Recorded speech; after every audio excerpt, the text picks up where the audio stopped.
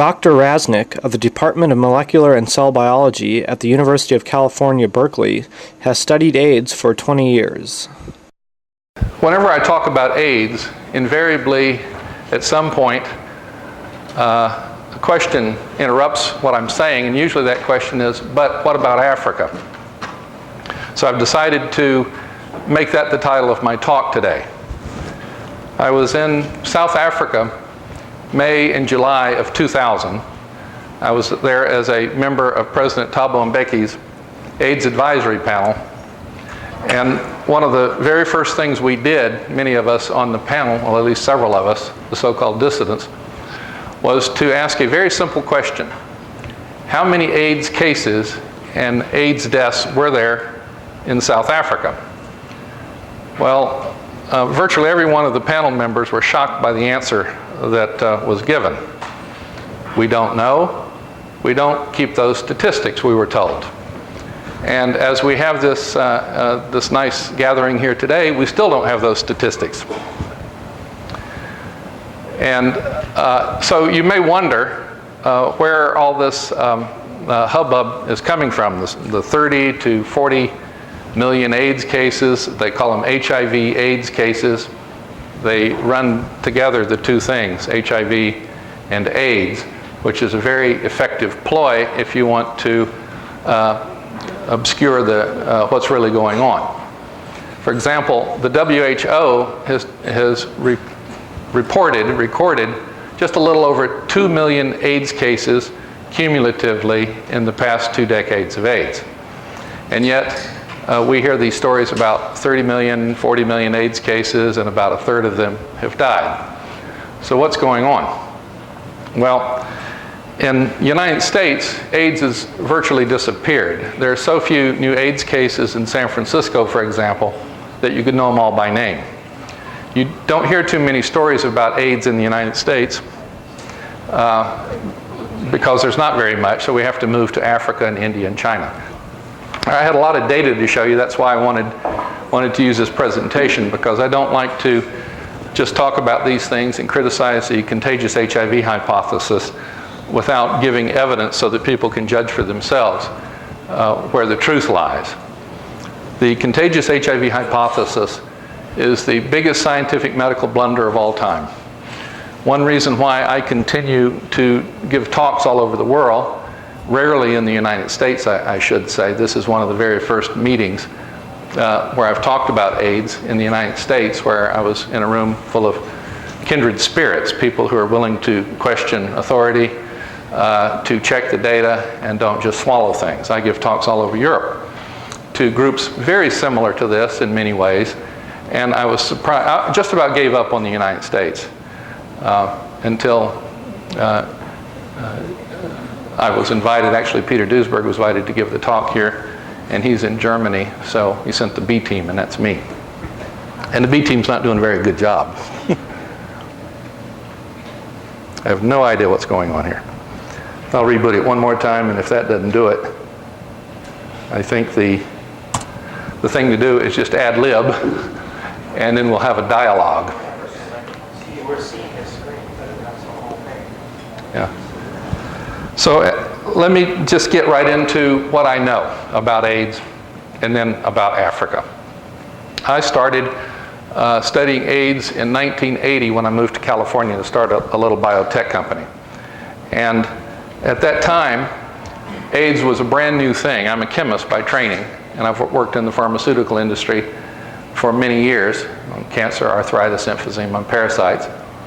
And AIDS was this very strange thing in the early 1980s that was happening curiously only to gay men.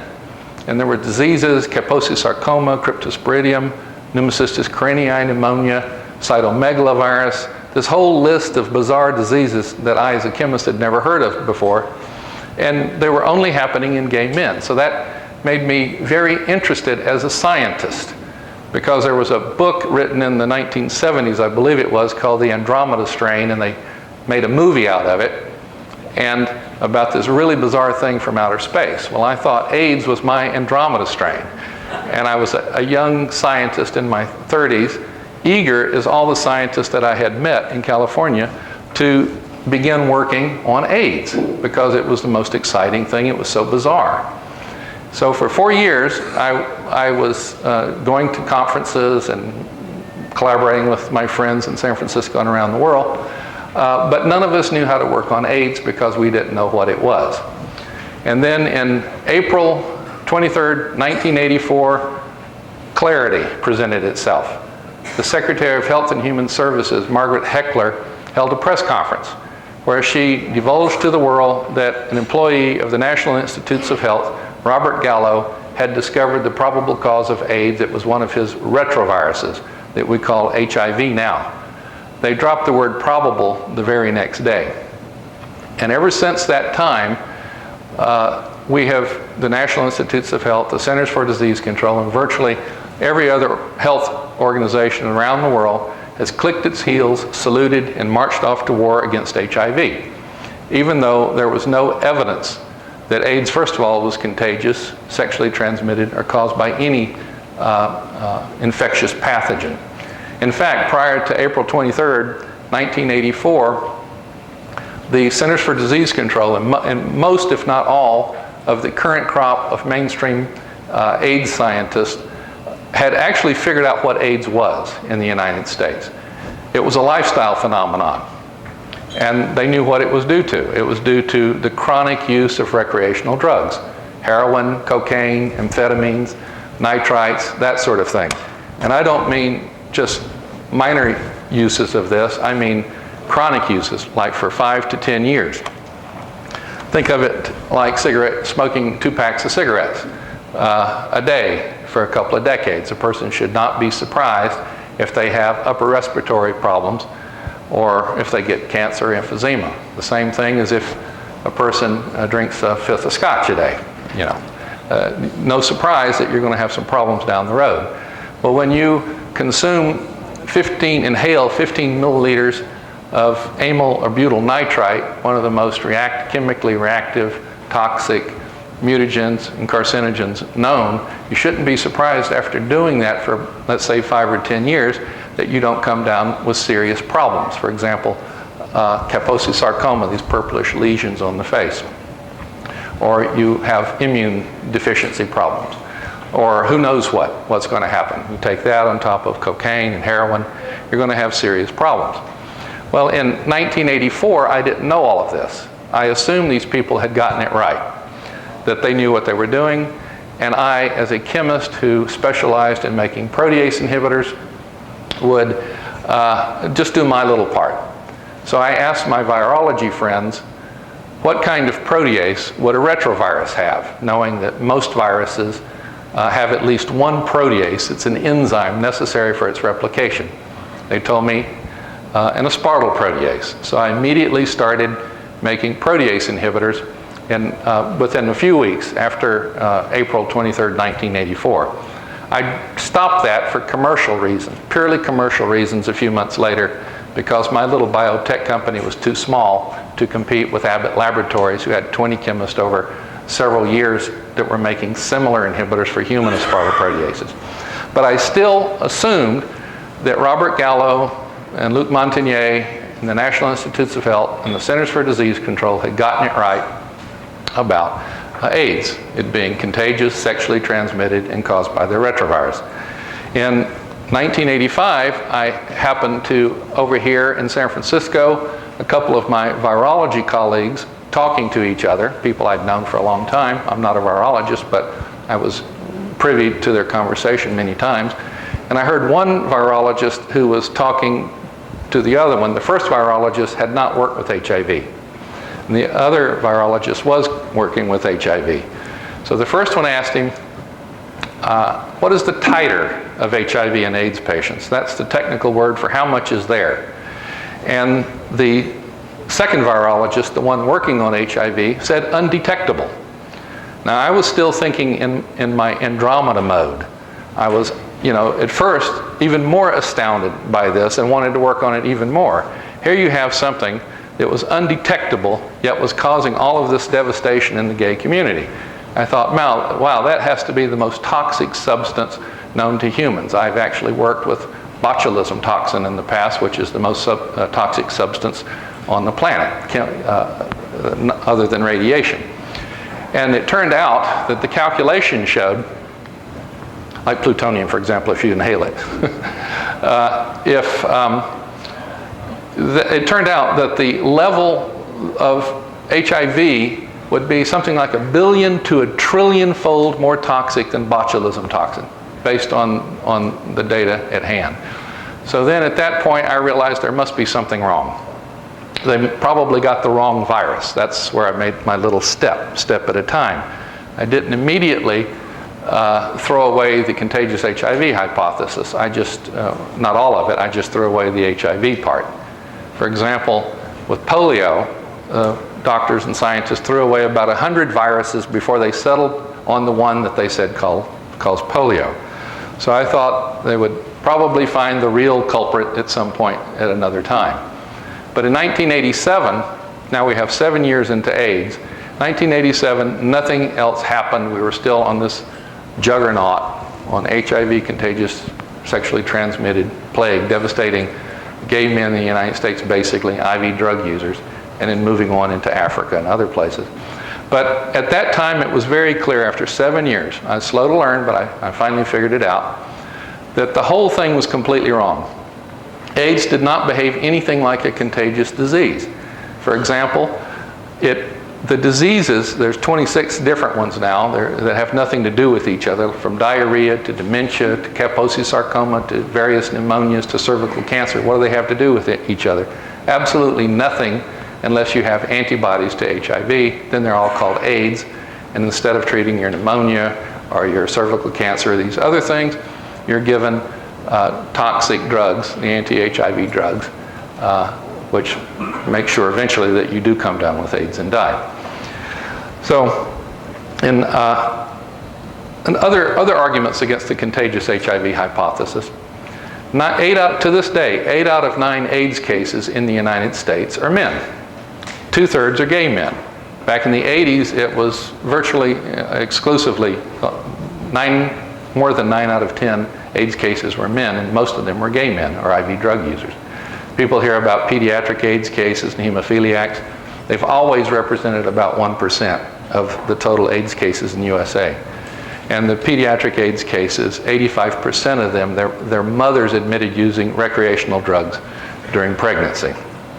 And then there's the others due to malnutrition. So AIDS is a very strange infectious disease.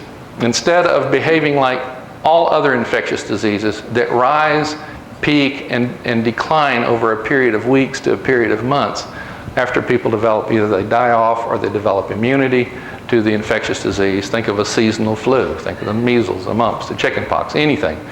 Even the plague that decimated London in 1665 spanned over just several weeks, a few weeks before it came and disappeared. On the other hand, you have lifestyle diseases, for example, like lung cancer due to cigarette smoking and whatever other causes, which does span decades. It's not peaked yet in the United States. Well, AIDS is very much like a lifestyle disease. It shows a non-random distribution of these various AIDS-defining diseases. Kaposi's sarcoma, for example, is exclusively seen in gay men. 98% of AIDS Kaposi sarcoma is in gay men. You don't see it in IV drug users. You don't see it in hemophiliacs. You don't see it in pediatric AIDS cases. You rarely see it in so-called African AIDS cases. And then in the children, you get bacterial pneumonia and not pneumocystis carinii pneumonia. That's again in the gay men. In the gay men, you don't see tuberculosis, but you see that in children, in hemophiliacs, and in Africans. So, and then hemophiliacs get almost none of the AIDS-defining diseases, except a little bit of a little bit of thrush, a yeast infection, and one other thing which I forget. But nothing else. Dementia, they don't get dementia. That's basically the gay men and IV drug users or people on the anti-HIV drugs. And the time course, as I'd mentioned before, we have AIDS rising from small numbers around 1980, 81, when it was first reported formally in 81, to a peak in 1992 to 93. And it's been going down steadily ever since. So we're spanning now 20 years, we're starting our third decade of AIDS. again, remember, a flu or some real honest-to-God infectious diseases rises, peaks, and declines over a period of weeks to months. AIDS is also very bizarre in that, just to sum up, in that it knows whether you're male or female, gay or straight, white or black, rich or poor. It even knows what zip code you live in. For example, in San Francisco, as of November 2000, 99% of all AIDS cases cumulatively still in San Francisco were men. 99%. It's basically the gay community thing. And by the way, I want to intervene really quick here and clear up a thing. Sex has absolutely nothing to do with AIDS. It's only those gay men that were using these astronomical levels of recreational drugs that were the ones that came down with AIDS. Peter Duesberg and I have been looking for decades now for examples of drug-free AIDS cases. There's none reported in the literature. There's no study that shows HIV-positive people who do not have other things associated with them, like recreational drug use, for example, or hemophilia, where they're already sick, that get AIDS just because they're infected with HIV.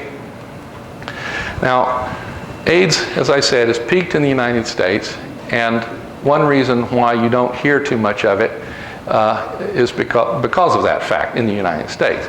So this AIDS juggernaut, every one of us in this room, all American citizens, I bet you cannot guess, even come close to estimating how much American taxpayers have spent cumulatively on AIDS in the past 20 years. There may be some people in here, maybe the journalists, that might know. Well, I do know. You can go to the executive branch of the government, their website, and get the numbers.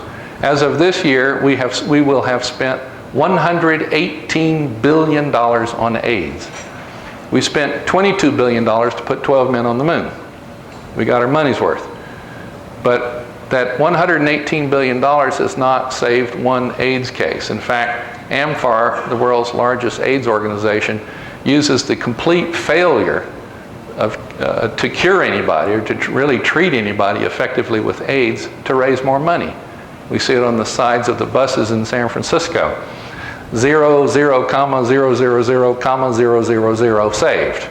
They use that abject failure of the contagious HIV paradigm to actually ask you for more billions of dollars. And it goes up.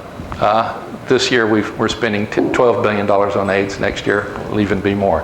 The funding for AIDS has never gone down. And President Bush has recently signed into law $15 billion AIDS allocation money over the next 5 years for mostly Africa. I think most of the money goes there in the Caribbean.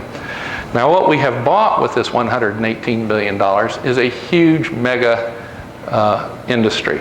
I call it AIDS Incorporated. We have 100,000 scientists and physicians who've built their careers and staked their reputations on the contagious HIV hypothesis. And they've gotten it completely wrong.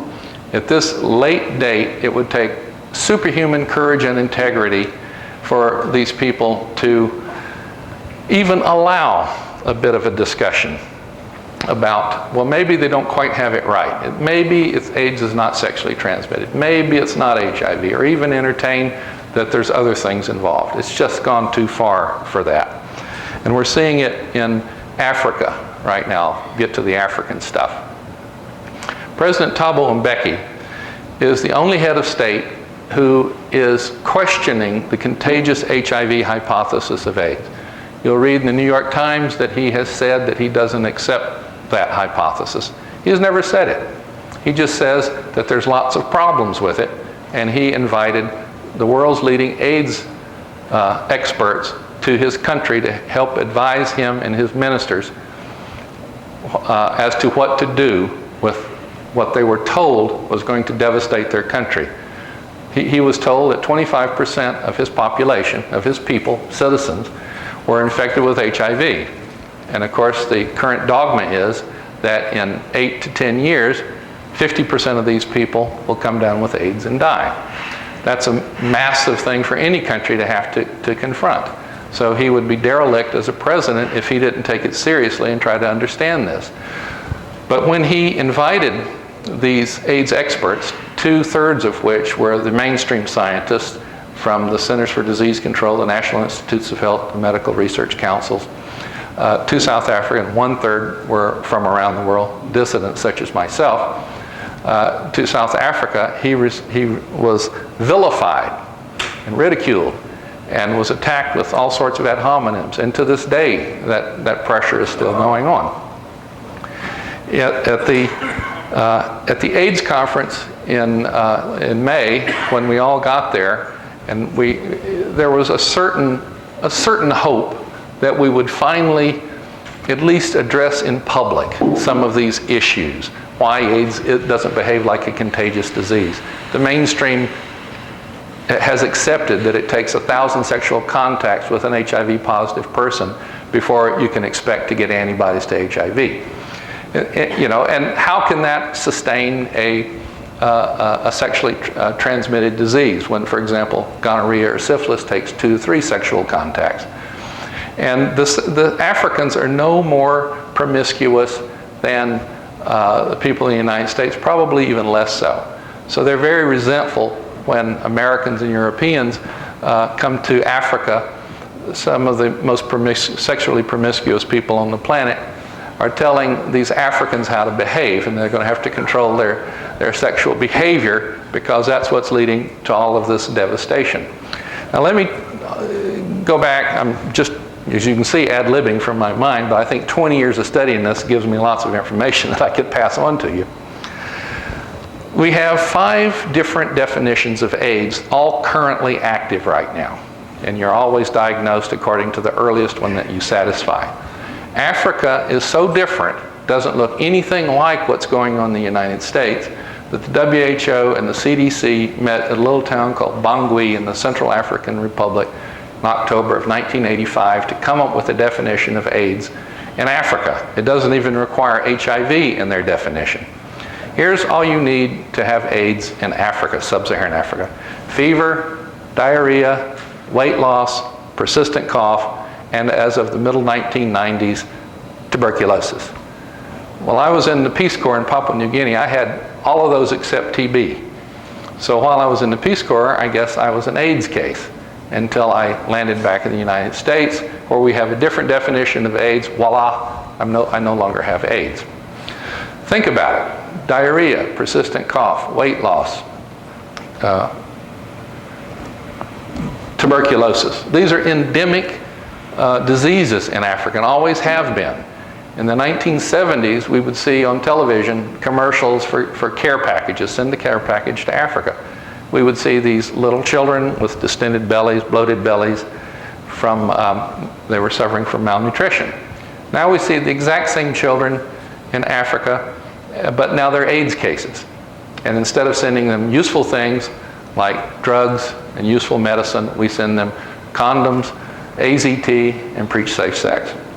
And it was these contradictions, these things about AIDS, how it is so different in the United States and Europe compared with Africa, that President Thabo Mbeki wanted to understand, wanted to straighten it out. It's like saying people in Africa, if they get measles, it's completely different from people in the United States or Germany or Italy or someplace. And of course, there's no example of that, really. And he asked us, the AIDS experts around the world, to help him sort it out in open forum. Well, unfortunately, the mainstream AIDS establishment, the CDC and the National Institutes of Health, were there in body at 2 meetings of the AIDS conference in May and July of 2000. But they were not there in spirit. They essentially boycotted the meeting. They did not participate. And between the May meeting and the July meeting, the government had set up a secure website for all of the participants to discuss the issues, come up whatever agreement they could on some topics, and then those areas that they couldn't agree on, come up with an agenda for the next meeting in July. Well, the mainstream completely boycotted that internet exchange. So they were actually, it was a stupid strategy, because we dissidents, we like to talk and we're not afraid of talking. So we had, for 2 months, we had the exclusive ear of the president of South Africa, his ministers, and the other people who were observing this thing. So we got to talk and everything, and the other side didn't take the opportunity. They claim they have overwhelming evidence that AIDS is contagious, sexually transmitted, caused by HIV. They have vilified us for being evil, wicked people, Holocaust deniers. They recently, people at Berkeley have called Duisberg and me, they've said that we have African blood dripping from our fingers. If we're such horrible people, they had a great opportunity to expose us there in public in South Africa. It was their duty, if they really had the truth, it was their duty and obligation to show the president of South Africa and his ministers that we were a bunch of charlatans and we would be exposed to all the world. Instead, they chose silence. And I can tell you as a scientist, silence is a tacit admission that the other side won. Because one of the things that we do, it's part of the job, since most of what we do is fail, we have to have fun while we're failing, is that we like to criticize our colleagues and point out the mistakes that they've made. It happens all the time. But when you can't do that, it's a clear indication that, boy, there's no holes that they can find. So this is one bit of evidence that I give people when I say that the other side, the mainstream, know they've got it wrong about the contagious HIV hypothesis of AIDS. They do not behave like people who are confident in their position. You know, they had everything on their side. Money, the numbers, and their view, the moral high ground, and they didn't take the opportunity to do anything about it. And because President Mbeki was investigating the truth, trying to find out, he did the right thing. He brought both sides. In fact, the mainstream outnumbered us 2-1. And they didn't participate, and at the second meeting in July, the government on 3 separate occasions really just vented their anger at the mainstream. For the government went to such great trouble and expense to have this exercise, and the mainstream would not participate. And what they did during this time, the government found out that during that 2-month interval, the internet debate or discussion that the mainstream did not participate in, they set up their own secure private website. I don't know if it was secure. And they instituted what was called the Durban Declaration, because there was going to be the Durban International AIDS Conference that July, also in Durban, South Africa. And instead of presenting their arguments to Mbeki's AIDS panel and his ministers, they published the Durban Declaration in Nature magazine and just basically read the catechism of the mainstream AIDS dogma. And said that was it. Of course, that's really angered the government of South Africa. Now let me give you some information that I was going to show you the data with, which we're not able to do, about where these numbers come from. As I mentioned, one of the first things that we did in South Africa, that first meeting, was to try to get a handle on this thing called AIDS, this catastrophe that you read about in the New York Times. 15 or 25 million AIDS cases and all these people dying left and right. And we asked the people of South Africa how many AIDS cases did they have, how many AIDS deaths. And they don't keep those numbers, they don't know. And South Africa is the richest country in sub-Saharan Africa. So where do these numbers come from? The WHO has cataloged a grand total of just a little over 2 million AIDS cases cumulatively throughout the world. There's a little over 800,000 of those are in the United States. The rest are largely in Africa. A little over 1 million AIDS cases cumulatively as of 2001, the WHO tells us. So where does the 30 million and all that come from? Well, what happens is that since the definition of AIDS in Africa doesn't require testing for antibodies to HIV, HIV is not even part of it, but yet it's still part of the dogma, the contagious sexually transmitted AIDS, that and it's too expensive, by the way. It costs $55 roughly to do an HIV test, and most sub-Saharan African countries have, on average, around $5 total for the health care budget for every individual throughout their country. So it's prohibitively expensive to do the test. So they take blood, leftover discarded blood, from prenatal clinics, women who are pregnant, about to give birth, and they get the blood that's being discarded. And they do HIV antibody tests, measuring antibodies to HIV in this discarded blood. And they typically come up with numbers like 25% of them are HIV positive or 30%. It's been about 25% now over the past 5 years, very stable, of these pregnant women. They never take note of whether they're healthy or sick or what they're sick with. They never take note or into consideration the fact that the instructions that come with the antibody test tell you that pregnancy is one of the leading causes of false positive antibodies to HIV. They never take into consideration that malaria, hepatitis infection, the flu vaccination, so over 60 other known, documented in the mainstream AIDS literature, ways of producing false positive antibodies to HIV. So, and by the way, something like 95% of sub-Saharan Africans are antibody positive for hepatitis B, and yet they don't have hepatitis. That's another story. So then they take this 25% of pregnant women that have antibodies to HIV in a few clinics in Uganda and Kenya and South Africa, and they just pluck a number out of the air that roughly 1.1 men must be HIV positive for every pregnant woman. And then they extrapolate this number across the continent to 650 million Africans. And that's where they come up with the 30 million AIDS cases.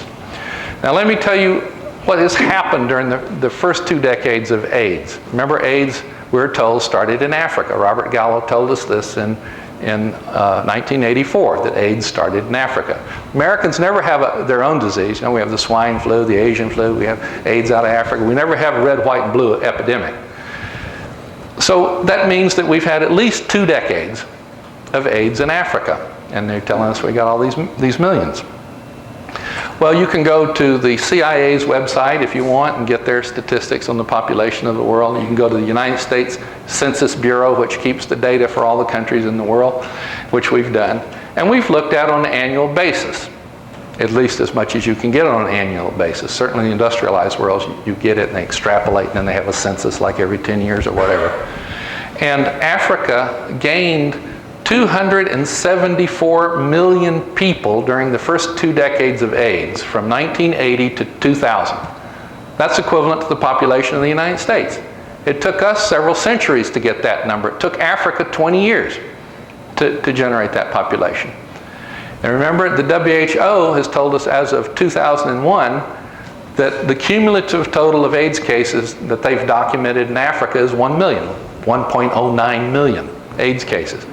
At the same time that they gained 274 million people. You couldn't even distinguish a number, that's a number in the background. If all of those 1 million people died from AIDS over the 20 years, you couldn't even detect it with the methods in Africa, certainly, that to even get a handle that there's something going on.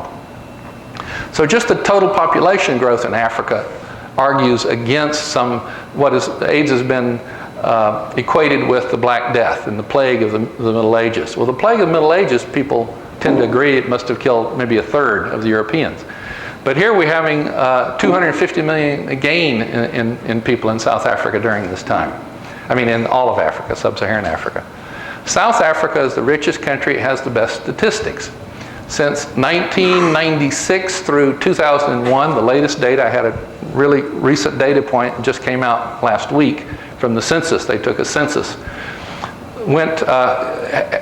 They gained from a little under 40 million people to about 46 million people from 1996. A slow growth of about 2% a year. Typically in sub-Saharan Africa, it's about 3.5, 3.6 growth rate annually. South Africa was about 2%. And it's a steady increase. And then they also give you the mortality data from that time.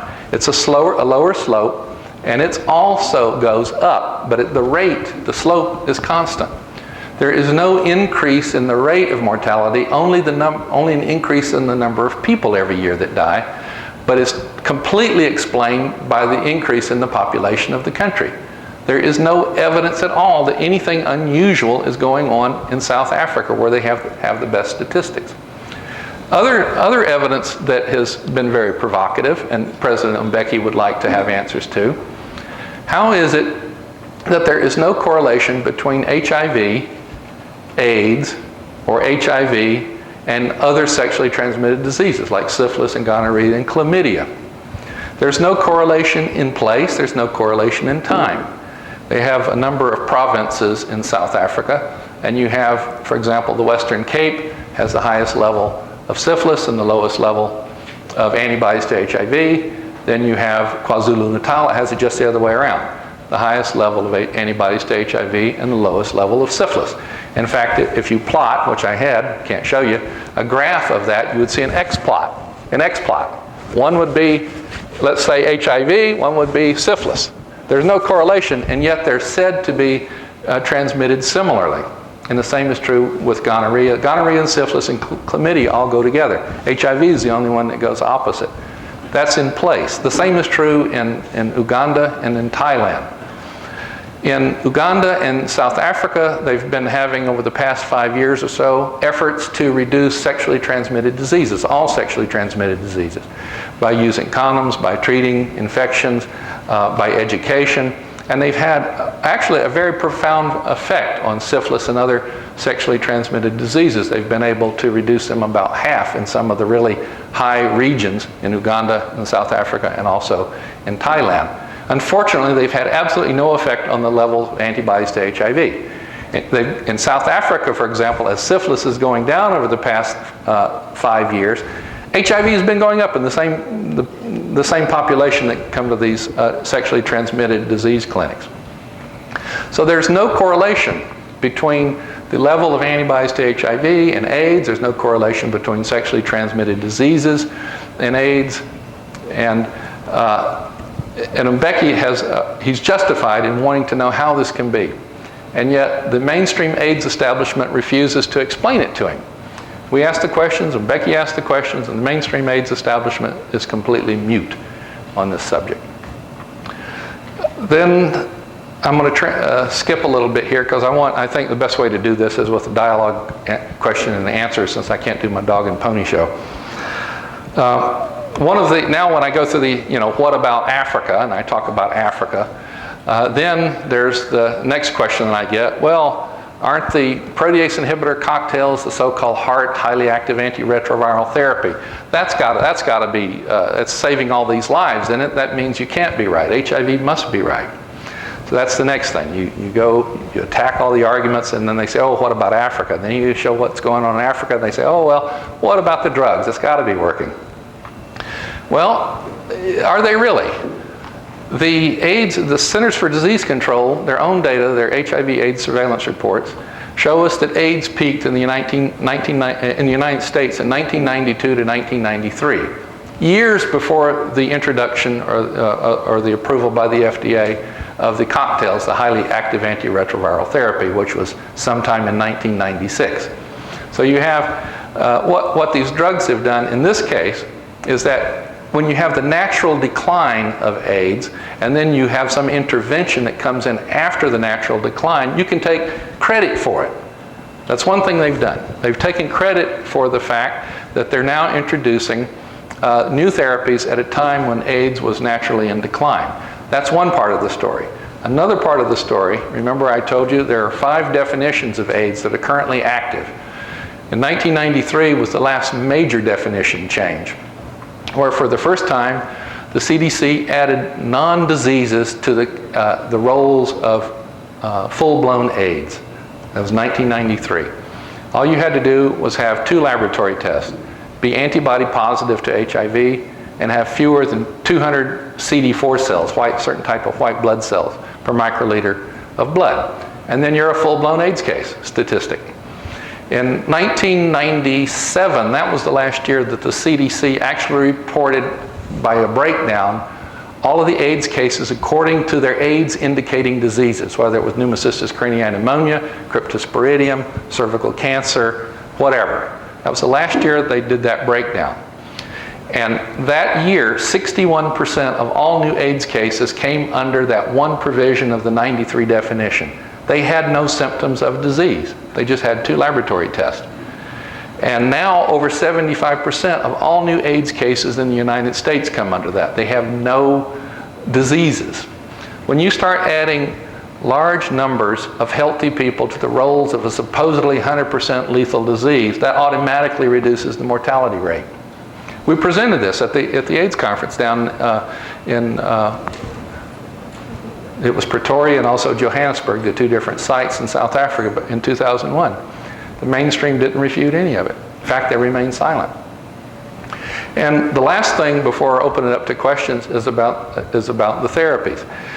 There's no study, no clinical trial anywhere in the scientific medical literature that shows that HIV positive people or people with AIDS, those are two different groups, they can't overlap, live longer or at least better lives than a similar group of people who do not take those drugs.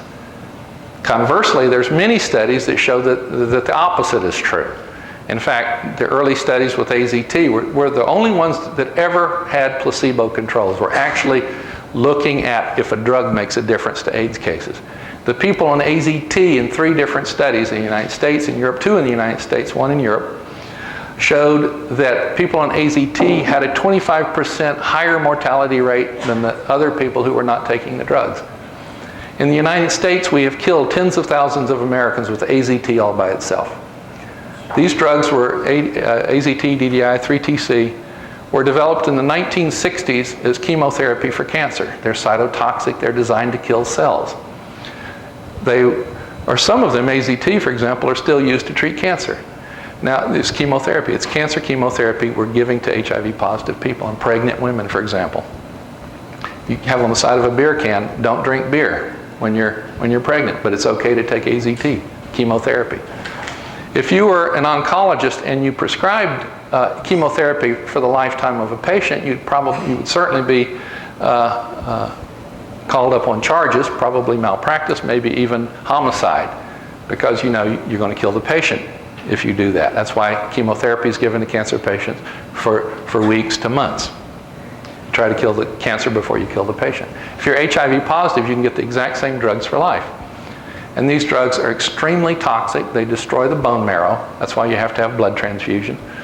Your hair falls out. That's why you have diarrhea. It destroys the very fast replacement cells in the intestines.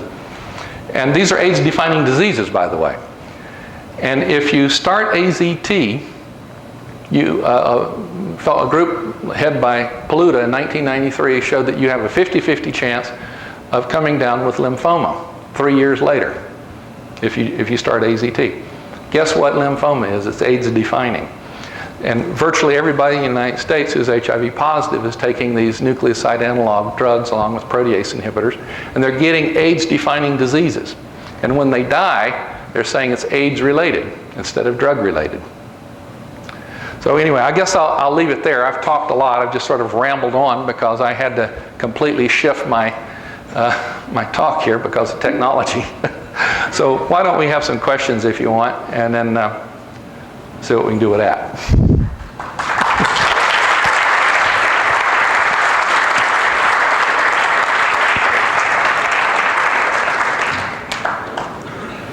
How do you answer the mainstream scientists that show that the retrovirus impairs T cell function in various ways? Well, it's very simple. Excuse me. There's a number of ways to show that from the mainstream's own literature. For example, the HIV antibody test. Robert Gallo was the one who grew HIV in T cells, the very cells that they're supposed to kill. And they don't kill these cells. They have been replicating in vats at Abbott Laboratories since 1984 and haven't killed those T cells yet. And that's where we get the antigens, the viral proteins from, to do the HIV antibody test. So Abbott Laboratories is about almost a 20-year experiment showing that HIV doesn't kill those T cells in their vats. They're making about $1 billion a year on these non-killed CD4 T cells. Luc Montagnier and many others have published in the scientific literature. Luc Montagnier was the one who actually discovered HIV. That HIV does not kill cells. It does not kill T cells. There's numerous publications in the literature that HIV does not kill T cells. There's no surprise there. People have studied retroviruses for almost 100 years. The fact that they don't kill the host cell is one of the reasons why they were hypothesized to be cancer-causing agents back during the war on cancer, Nixon's war on cancer back in the 70s. That's why they were studied so much, because they don't kill the cells that they infect. And in human beings, nobody has actually ever obtained viable free infectious HIV from a human being. If somebody has hepatitis, it's easy. You can get the titer. Remember in 1985, they had no detectable HIV in their AIDS cases.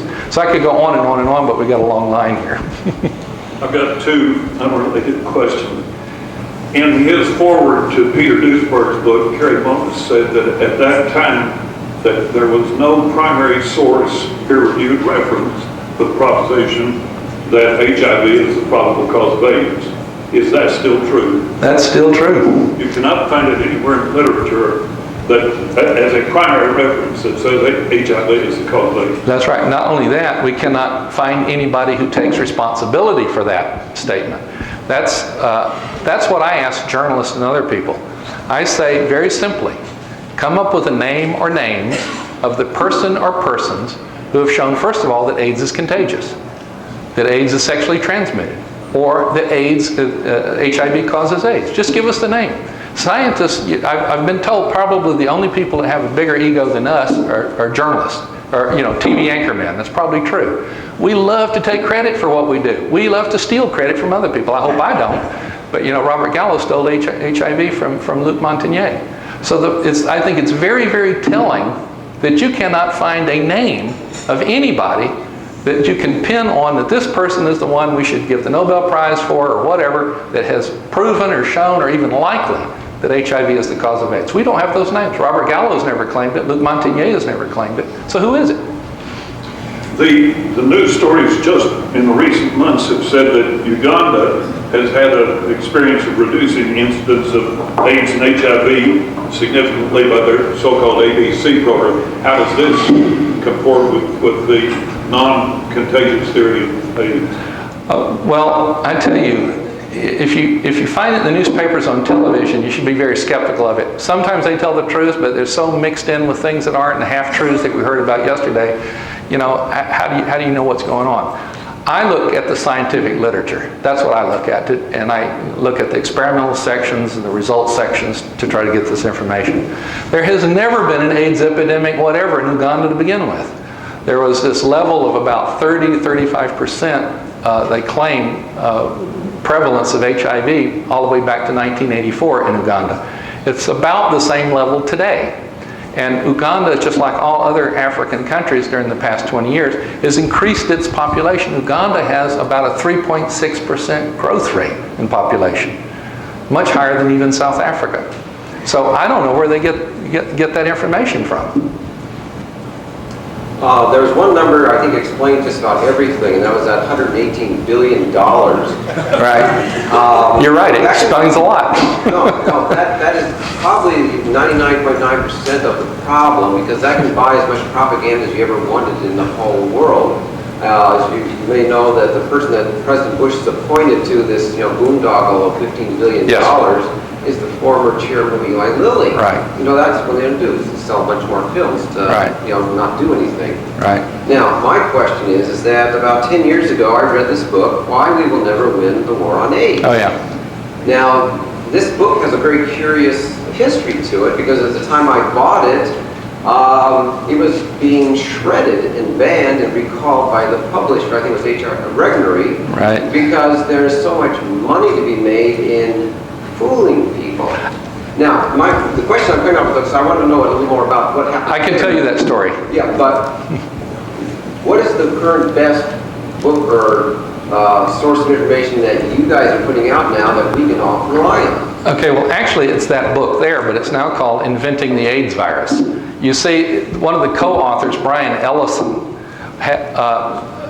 went off on his own, and he broke the contractual relationship with one of the other publishers that first had it and sold it to Regnery.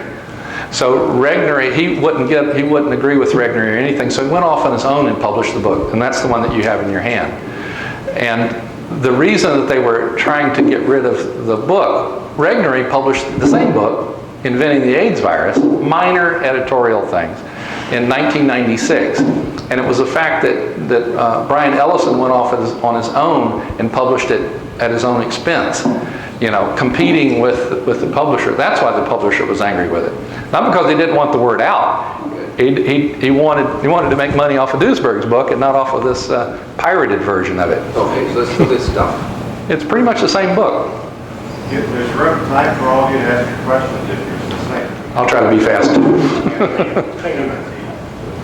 I don't have any dispute with what you're saying, but sometimes I talk to like medical students who say, well, we have these microscopes now, we can see the AIDS virus going in and doing these things. What are they telling these students that they're making them think they're actually seeing this phenomenon occur? Well, it's catechism, basically. How do you know what you're seeing is what it is? I'm an organic chemist, and I used to synthesize lots of molecules, inhibitors for enzymes. It'd be crystalline substance, pure, nothing else in there. We had to come in it from many different directions. Nuclear magnetic resonance, mass spec, elemental analysis, high performance liquid chromatography, all these methods that all had to converge on the same result, the same identity to say what it is. And that's with the pure substance. So when you have AIDS, though, you have something far more complicated than that, and we accept trivial evidence. Just one little bit of evidence all by itself, a picture of something. We don't know if it's active, we don't know if it's really what they say, you just take their word for it. It's basically dogma, is what's going on in medical schools. What would you say about the man in Senegal who said they do not have much AIDS there compared with the rest of Africa because they are Muslim, they are faithful? Well, I don't know if it's because they're Muslim or faithful, but I agree with him. He doesn't have any more AIDS there than anywhere else in Africa. He's right about that. To what would you attribute the strong prevalence, high degree of correlation of whatever this infirmity is in the gay community? Drug use. And it's only the drug using, I mean massively drug using gay men. The circuit party. That's why AIDS started in LA, San Francisco, and New York. Those were big metropolitan areas that were gay meccas where these guys were free and they could go to the nightclubs and they would, take amphetamines to keep themselves up all night. They would take the poppers to facilitate anal intercourse. They would do all these sorts of things. Their drug use is much stronger than non-gay Yes, types of people. that's right. Not gays in general. It's only a subset of gays, a small subset. And so that the problem is, when the whole link to sex was only because a bunch of heterosexuals at the CDC said there's something going on with gay guys, and what's the first thing that heterosexuals think of when you hear gay? They don't think of the plays that they've done, they don't think of the great mathematical theorems that they've proven, they think of sex. That is where this whole thing about AIDS being sexually transmitted came from, is because it was happening to gay men. If it was minors, they would say it was a coal It mine. must be the mathematical theorems that's at the heart of this correlation.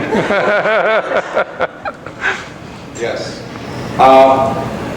Two newsletters I used to receive are so good that I had to hide myself away. And one of them was R. Robinson's newsletter. The other was Reappraising AIDS. Yes.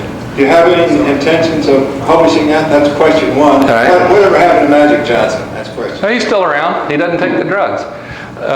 Contrary to the publicity, the Reappraising AIDS has basically outlived its usefulness. It was originally to get Charlie Thomas, a former Harvard professor, started that drive. He had a 4-sentence letter that he wanted published in Science or Nature or someplace, questioning the HIV hypothesis. That was all. And nobody would publish it, so he got lots of his colleagues to sign this letter. Eventually, there's a couple of thousand people that signed it. And finally, Science published a modified version of it. Now we've got Thabo Mbeki, we've got the World AIDS dissidents around the world. So we've just moved on. And then the Magic Johnson thing is interesting because he's sort of the poster boy for heterosexual AIDS in the United States. There's so few of them, you have to have at least one. And he started taking the AZT back in around 1990 or so. Made him so sick he got off of it. Then he went, and then I think it was in the Olympics, and did a great thing. And now, he wrote a book, ghostwritten, about this stuff. So he has a stake in the mainstream thing. About a year ago, he was doing an interview on television, not about AIDS, but one of the interviewers asked him, oh, by the way, are you taking the drugs? And he said no. But now he's in magazines again, and recently somebody asked him, he said, so you take, how often do you take drugs? And magic, I didn't catch this, but somebody else pointed it out to me. He says one takes them 6 times a day, 5 or 6 times a day. And how many Americans answer the question in the third person? You know, I would say how many times? Oh, I take them 4 times a day, but Magic Johnson says one takes them 5 times a day. So, I mean, as long as he's healthy, it's a sign he's not taking the drugs. As soon as he starts getting sick, it's a clear sign, aha, we know he's on the drugs. Thank you very much.